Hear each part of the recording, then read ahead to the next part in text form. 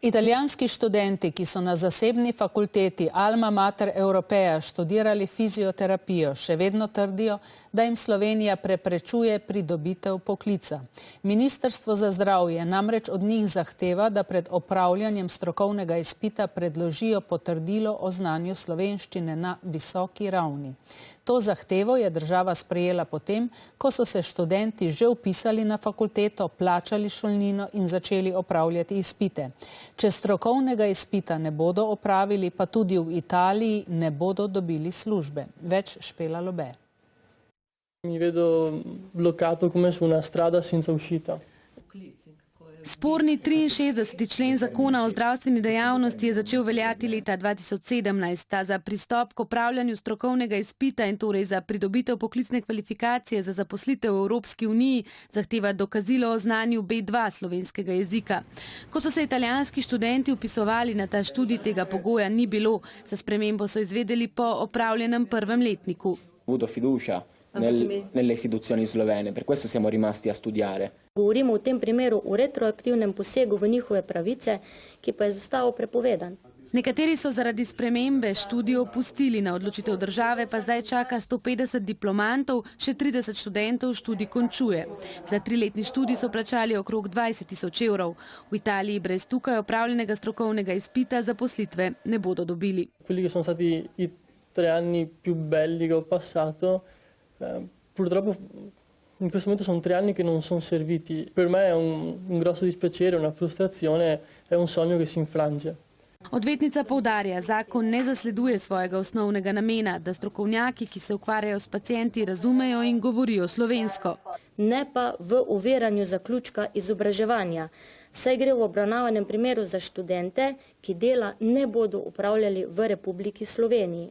Z Ministrstva za zdravje študentom odgovarjajo, da zagovarjajo stališče, da lahko postopke priznavanja izobrazbe sprožijo v Italiji, a v Italiji jih napotujejo nazaj v Slovenijo. Odvetnica pravi, v primeru, da ne bomo uslišani, bomo ukrepali po pravni poti.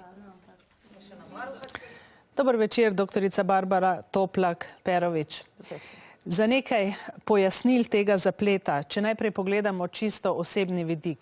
En mlad fant je rekel, ta leta so bila najlepša, so bila popolnoma nekoristna. A ti ljudje nikoli ne bodo sploh prišli do uradnega naziva svojega študija? Upamo, da ne bo tako. Pravzaprav bi bila katastrofa, da bi 300 mladih ljudi, polnih upanja, da bojo lahko delali v svojem poklicu, da bojo lahko uspešni, potem, ko so končali študij, da bi bili žrtve slovenske birokracije, ki ne bi mogla spremeniti ene same alineje v zakonu, in sicer, da morajo priložiti potrdilo o znanju slovenskega jezika za k sami prijavi na strokovni izpit.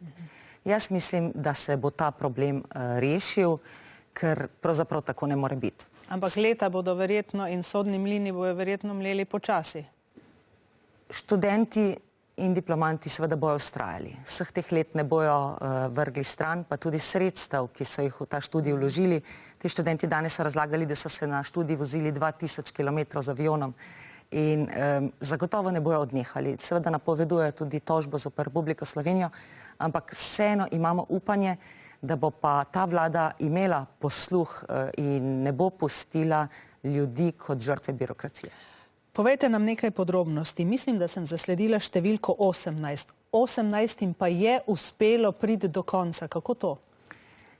Zato, ker so šli na strokovni izpit pred spremembo zakonodaje.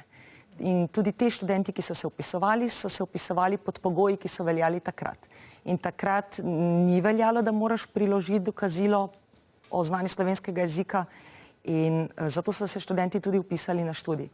Teh 18 študentov je šlo na strokovni izpit, ga odlično opravilo, Italija jim je priznala izobrazbo in danes delajo v svojem poklicu. Ampak poglejte, ne vem, če se motim, ampak zmeraj se nam zdi, da je tako, če nek proces, neko izobraževanje ali karkoli začneš po nekih pravilih in se vmes v sredini tvojega študija pravila spremenijo, ali ni dana možnost, da tistim, ki so začeli po postopku A, tudi zadevo končajo po postopku A? Seveda, nikoli ne moremo ljudem spremeniti v sredi pravila igre, to je res katastrofa. Ampak to se je v tem primeru? V tem primeru se to zgodilo. Na kaj pa se boste sklicevali, če boste iskali pravico na sodišču? Kaj bo glavni očitek? Torej, študenti želijo tožiti Republiko Slovenijo, ampak kot rečeno, upamo, da do tega ne bo prišlo. Glavni očitek je ravno retroaktivnost, retroaktivni učinek tega zakona, ker ko so se opisali, te alineje v zakonu ni bilo. Ampak če so uspešni, kot ste rekli, da so odlično končali študij, zakaj pa ne gredo dokončati tega samo zadnjega kamenčka strokovnega izpita pa v svojo domovino, v Italijo? Točno, tukaj pa je srž problema. Samo Slovenija in Hrvaška imata strokovni izpit.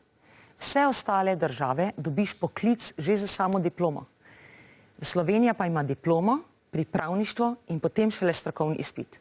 In ker ga v Italiji ne poznajo in tudi ne v drugih državah, tujci ne morejo dobiti poklicne kvalifikacije, dokončne, razen s tem, ko dobijo strokovni izpit. Samo ta leta študija pa za italijanske oblasti niso dovolj? Ne, tudi za druge države ne. Pravzaprav je to zato, ker samo Slovenija in Hrvaška ohranjata ta strokovni izpit in v Italiji ga ne poznajo. Šele za strokovnim izpitom se dobi poklicna kvalifikacija, ta pa se priznava vse posod po Evropi. Še nekaj nam povejte, doktorica Toplakova, velikokrat smo slišali, kako so tuji študenti pri nas zaželeni, kakšne pogoje imajo pri nas, nenazadnje imamo tudi kopico programov, ki se izmenjujejo. Zakaj je sploh nastala taka težava, če si želimo tuje študente?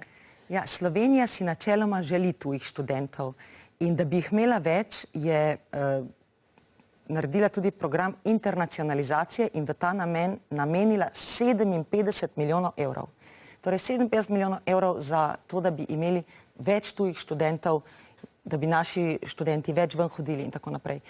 In to je tisto, kar je najbolj nerazumljivo, da pa potem v skupini tujih študentov naredimo tak zaplet. Upamo, da ne bomo prizadeli preveč teh mladih in da se bodo razmere rešile. Hvala lepa. Hvala.